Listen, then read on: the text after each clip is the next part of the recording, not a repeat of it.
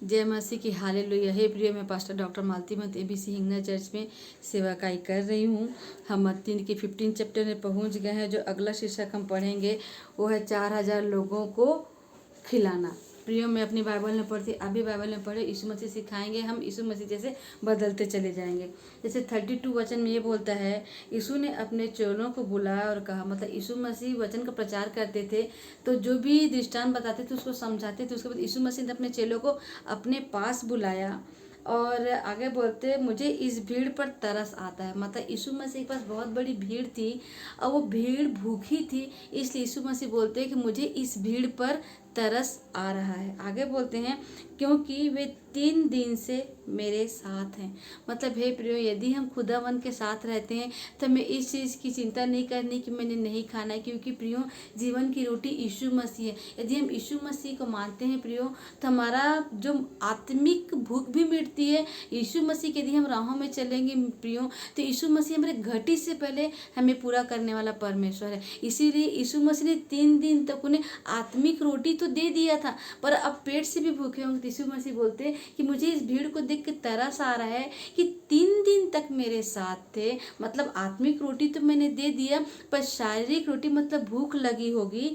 तो क्या बोलते हैं, क्योंकि 3 दिन से वे मेरे साथ हैं, उनके पास कुछ खाने को नहीं। मतलब वो तो खाली पेट यीशु मसीह के पास आए थे ना। मतलब जो यीशु मसीह परमेश्वर के पुत्र थे, यीशु मसीह में इतनी सामर्थ्य कि उनके अद्भुत काम को देख के लोग ये नहीं देखते थे कि हम क्या खाएंगे क्या पिएंगे, बस इस चीज़ की भूख रहती थी कि यीशु मसीह आपके वचनों से हम जीवित रहते हैं। उसके बाद आगे बोलते हैं, क्योंकि मेरे पास बैठे हैं, इनके पास खाने के लिए नहीं है। आगे बोलते हैं, उसके बाद मैं उन्हें भूखा विदा करना नहीं चाहता, ऐसा कहीं ऐसा ना हो कि मार्ग में थक कर रह जाएं। मतलब 3 दिन से तो मेरे वचनों को सीख के उनका पेट भरा है, मतलब आत्मिक वचन से भरा है, पर उनको मैं खाली मतलब भूखे पेट विदा नहीं कर सकता, क्योंकि यदि वीकनेस आई, गिर गया, तो इसलिए बोलते कि तुम खाने का इंतजाम करो अपने चेलों को। उसके बाद 33 में बोलते हैं, चलो ने उससे कहा, मतलब यीशु मसीह से कहा, हमें इस जंगल में कहाँ इतनी रोटी मिलेगी। मतलब वही बोल रहे हैं, यदि घर भी होता यीशु मसीह तो शायद हम खाना बनाने के लिए बोलते, पर जंगल में हमें क्या खाने के लिए मिलेगा। आगे बोलते हैं, हम इतनी बड़ी भीड़ को तृप्त करें। मतलब जंगल में कहाँ इतना खाना मिलेगा कि हम इतनी सारी भीड़ को हम तृप्त कर पाएँ। आगे बोलते हैं, यीशु ने उनसे कहा, मतलब यीशु मसीह ने अपने चेलों से कहा कि तुम्हारे पास कितनी रोटियां हैं। मतलब यीशु मसीह बोलते हैं कि तुम्हारे पास कितनी रोटियां। हे प्रियो, मैं आपसे बताना चाहती हूँ कि जनरली हर किसी की शिकायत रहती है कि मैं आज इतने तकलीफ में हूँ, यीशु मसीह मेरी क्यों मदद नहीं कर रहे।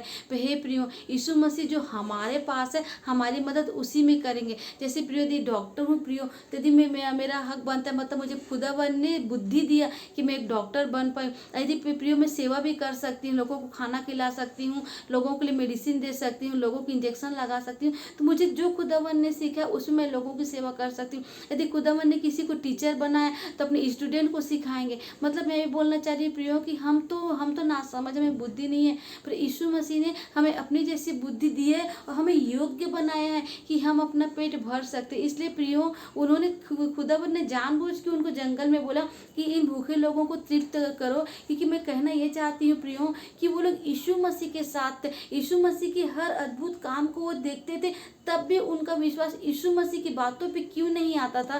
जब यीशु मसीह बोलते कि इन जंगल में इन्हें खाने दो, तो वो ये भी बोल सकते थे कि हाँ प्रभु, आप तो परमेश्वर के इकलौते पुत्र, आप तो हर चीज कर सकते, क्योंकि आप में परमेश्वर की सामर्थ्य है। पर यीशु मसीह हर बार उनका विश्वास को देखना चाहते हैं और उनके चेले हर बार विश्वास में फेल होते चले जाते हैं। तो यीशु मसीह ने तब भी उनका विश्वास नहीं जागा, तो यीशु मसीह और उनको प्रोत्साहित करने के लिए कहते हैं, तुम्हारे पास कितनी रोटियां हैं।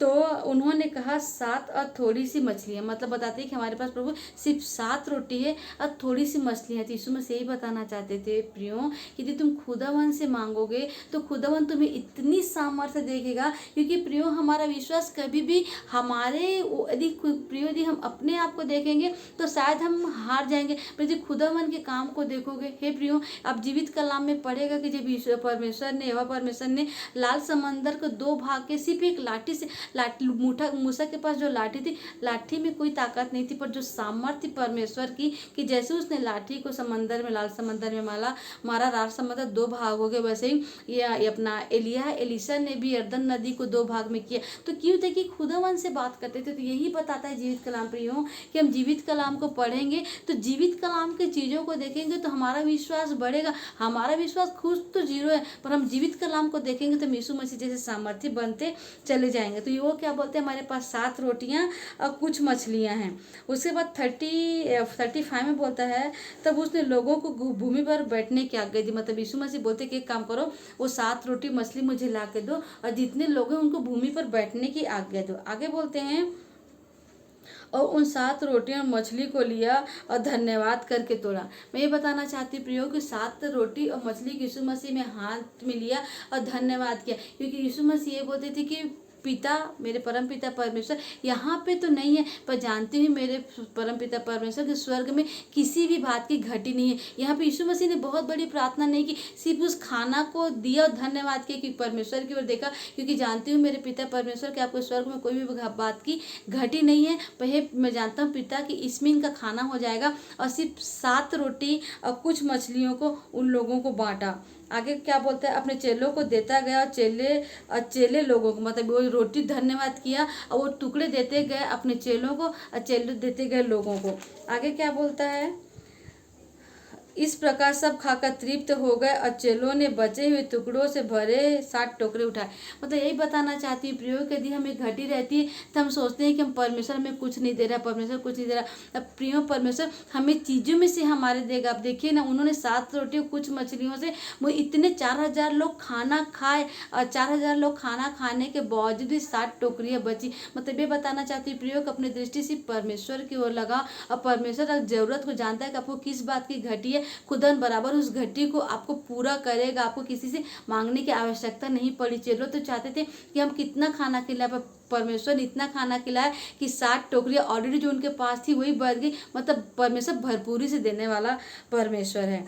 आगे बोलता है 38 में, खाने वाली स्त्रियां और बालकों को छोड़ 4000 पुरुष थे। मतलब सिर्फ पुरुष ही 4000 थे, उसमें स्त्रियां और बालक अलग थे। मतलब कम से कम 15000 लोगों को यीशु मसीह ने सिर्फ 7 रोटी कुछ मछलियों में खिलाया। तो बताना चाहती हूँ प्रियो कि परमेश्वर हर चीज़ देने वाला परमेश्वर है। आगे बोलता है, तब वह भीड़ को विदा करके नाव पर चढ़ गया और मगदन देश की सीमा में गया। मतलब उसके बाद यीशु मसीह ने सुसमाचार सुनाए 3 दिन तक, उनको मतलब आत्मिक रोटी तो दिया, साथ में उनको शारीरिक रोटी भी दिया। मैं ये बताना चाहती हूँ प्रियो, यदि खुदावन पे विश्वास करो तो अपने आप को कभी भी नेगेटिव में नहीं डालना, क्योंकि प्रियो मैं आपसे बताना चाहती हूँ कि हमारे पास दोनों रहते हैं। हमारे राइट साइड में पवित्र आत्मा रहती है, हमारे लेफ्ट साइड में दुष्ट आत्मा रहती है। हम अपने मुंह के फल का सृजनहार हैं, हम जो बोलेंगे वो होगा, क्योंकि यीशु मसीह ने शैतान को क्रूस पे खुल्लम खुल्ला उसका मजाक उड़ाया। यदि हम पॉजिटिव अंगीकार करते हैं तो पवित्र आत्मा उस चीज़ को हमारी ज़िंदगी में करता है, पर यदि हम नेगेटिव अंगीकार करते हैं तो शैतान नेगेटिव चीज़ को हमारी ज़िंदगी में करते हैं। इसलिए हे प्रिय आपसे कहना चाहती हूँ कि अपना विश्वास कभी भी जीवित कलाम से मत हटाइएगा। इस जीवित कलाम को पढ़िए। और लोग ऐसा कहते हैं कि मेरा विश्वास कम है। हे प्रियो, यदि हम जितना भी जीवित कलाम को पढ़ेंगे उतना हम यीशु मसीह के द्वारा यीशु मसीह को ज़्यादा जानते जाएंगे और हमारा विश्वास 100 गुना आगे बढ़ता चला जाएगा। तारीफ करते प्रियो, सारी आदर सारी महिमा यीशु मसीह को मिले। यीशु मसीह के नाम से मांगते हैं, आमीन आमीन आमीन।